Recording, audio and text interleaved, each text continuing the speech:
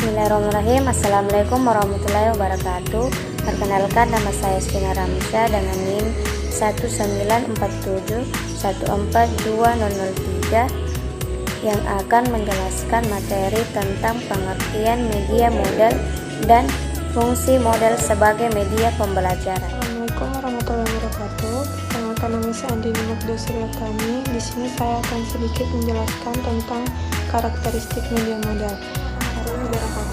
Perkenalkan, nama saya Aisyah Asdar, NIM 19421420005. Assalamualaikum warahmatullahi wabarakatuh. Perkenalkan, nama saya Marni Umar. Pada kesempatan kali ini saya akan membahas tentang kelebihan dan kekurangan media modal. Assalamualaikum warahmatullahi wabarakatuh. Perkenalkan, nama saya Sri Selviana Hafid dari kelas C19A, NIM 194714. Assalamualaikum warahmatullahi wabarakatuh. Perkenalkan, nama saya Nurina. Pada kesempatan kali ini saya akan menjelaskan salah satu contoh dari jenis model, yaitu model padat atau solid model. Media model atau media tiga dimensi adalah media berupa model, boneka, atau benda sesungguhnya. Model adalah tiga tiruan dimensional dari beberapa objek yang nyata, yang terlalu besar, terlalu kecil, terlalu jauh, terlalu mahal, terlalu jarang, atau terlalu ruwet untuk dibawa ke dalam kelas dan dipelajari oleh siswa dalam wujud aslinya.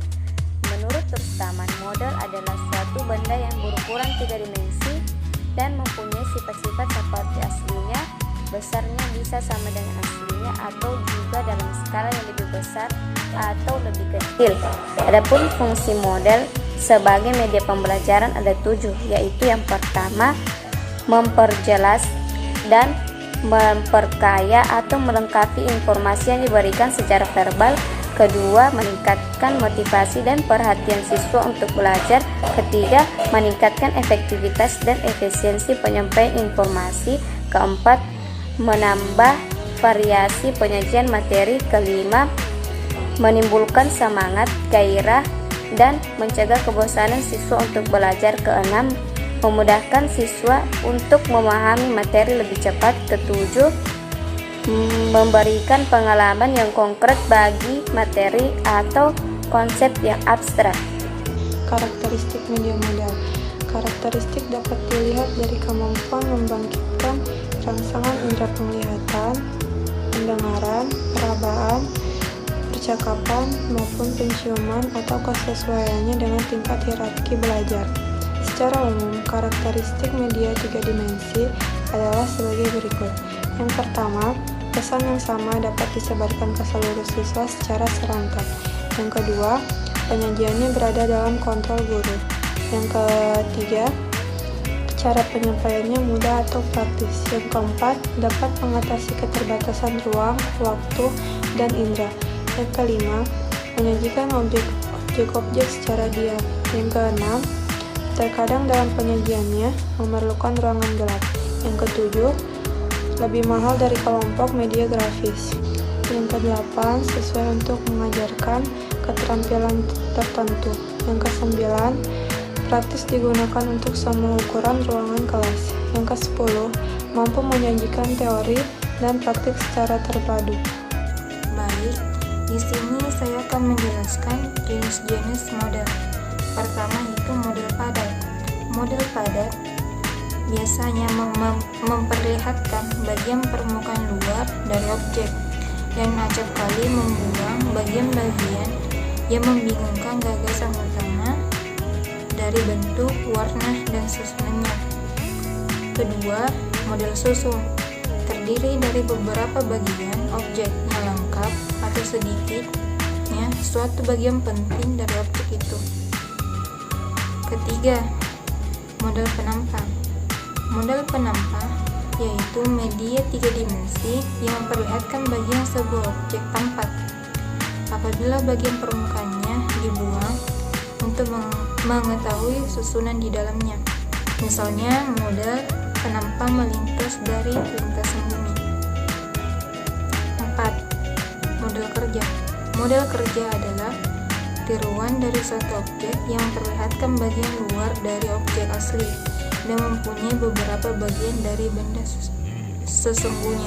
5. Idorama adalah sebuah pemandangan 3 dimensi mini yang bertujuan untuk menggambarkan pemandangan sebenarnya.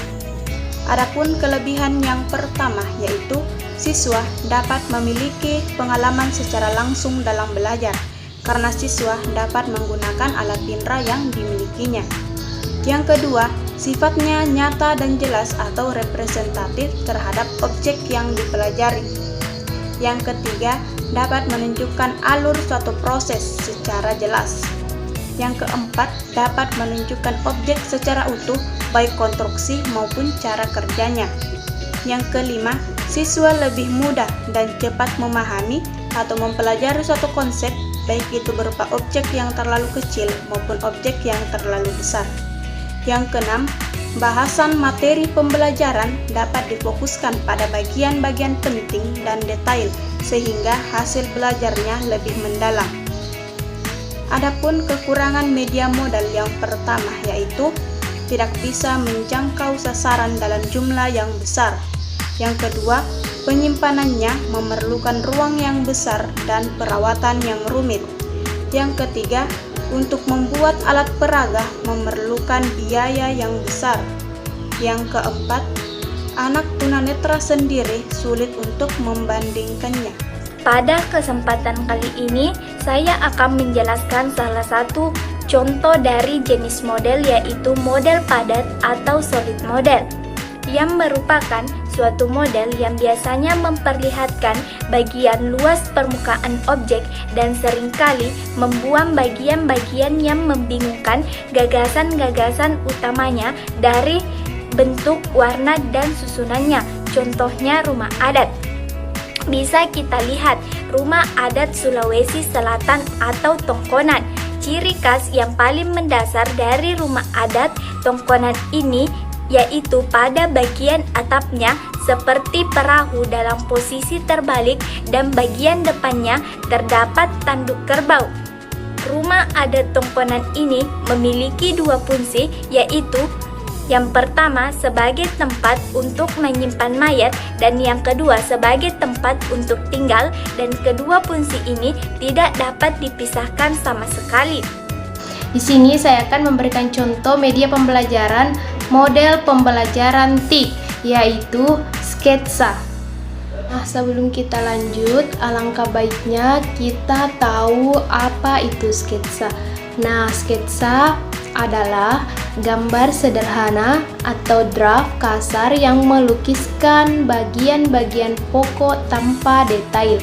Dalam menggunakan sketsa, pengajar dapat menggunakan ide-ide ke dalam bentuk gambar sederhana atau draft kasar yang dapat digunakan dalam proses pembelajaran.